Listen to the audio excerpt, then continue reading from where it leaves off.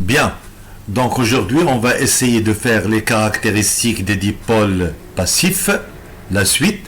Donc, quatrièmement, caractéristiques d'une diode Zener.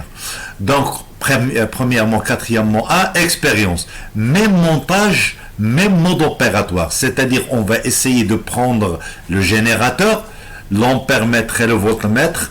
Et ici, je vais mettre la diode Zener. Eh bien, la diode Zener, comme vous le voyez ici, je vais prendre ici la diode simple et je vais ajouter ces deux broches-là. Regardez, ça c'est une diode simple et ici je viens d'ajouter ces deux broches. Donc ici je viens de prendre ici la forme de la diode Zener. Donc j'aurai ici A et B, c'est l'entrée du courant, et j'aurai le courant I doit B, le sens direct, et ici vous aurez la tension I doit B. Donc on va essayer maintenant de faire varier la tension aux bornes du générateur, ici, et il y a variation de I en fonction de U. Donc table des valeurs, donc j'aurai la tension U et l'intensité mesurée. Donc on peut constater ici que pour 0 vous aurez 0, donc c'est un dipôle qui est passif. Maintenant je vais tracer la caractéristique de la diode Zener, I en fonction de U, et voilà votre caractéristique I en milliampères en fonction de la tension qui existe au bord de la diode Zener. Donc si je prends cette partie-là, d'accord, c'est comme si j'aurais une diode simple, une diode normale, et j'aurais ici la tension I de S.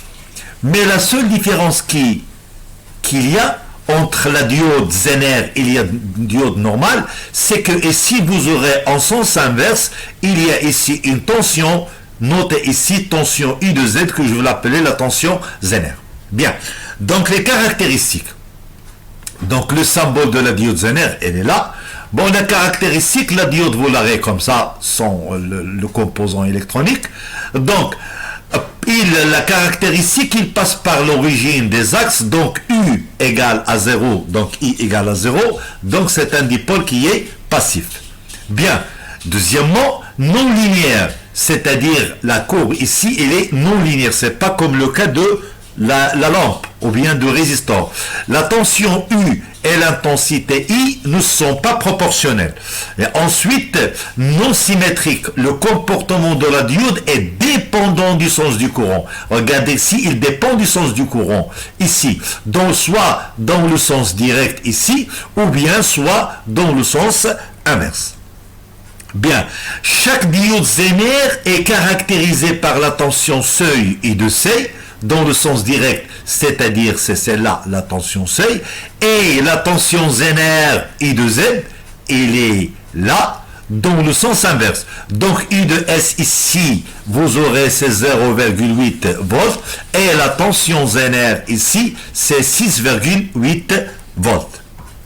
Bien, dans le sens direct, c'est-à-dire ici, le sens passant, qu'est-ce que j'aurai?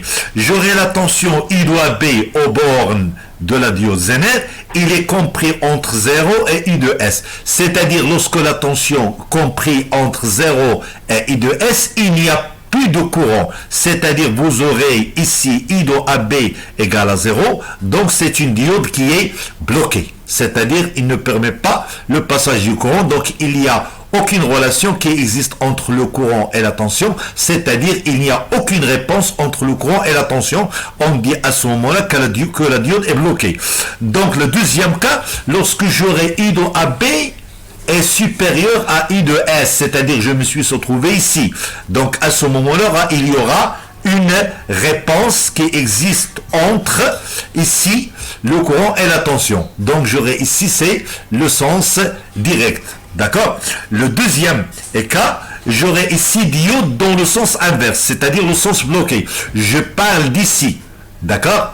Donc pour la tension U de BA est compris entre 0 et U de Z, il est là. Donc j'aurai I de AB égale à 0, c'est-à-dire il n'y a plus de courant entre U de BA compris entre 0 et I de Z, donc la diode est bloquée. Ensuite, U de BA, lorsque je me suis situé supérieur, ici I de BA elle est supérieure à la tension I de Z. Donc il y a une réponse, donc I de BA est différent de 0, donc la diode elle est passante. Donc je peux dire à ce moment-là, entre I de S et I de Z, la diode il va se comporter comme un interrupteur ouvert. Dans ce cas-là, dans le deuxième cas, lorsque I de S, U est supérieur à I de S, j'aurai ici, la diode va se comporter, la diode Zener elle va se comporter comme une diode normale. Par contre, ici, la diode Zener, il est toujours applicable en sens inverse. Et on va le voir, il se trouve dans la régulation. La régularisation, c'est-à-dire si j'aurais par exemple une tension de 12 volts à l'entrée, et je vais prendre ici une diode Zener qui fonctionne en sens inverse, si la tension Zener est de 6 volts, donc la tension sera stabilisée à la valeur de 6 volts. On va le voir dans la régularisation. Bon, on continuera la séance prochaine, Inch'Allah Ta'ala.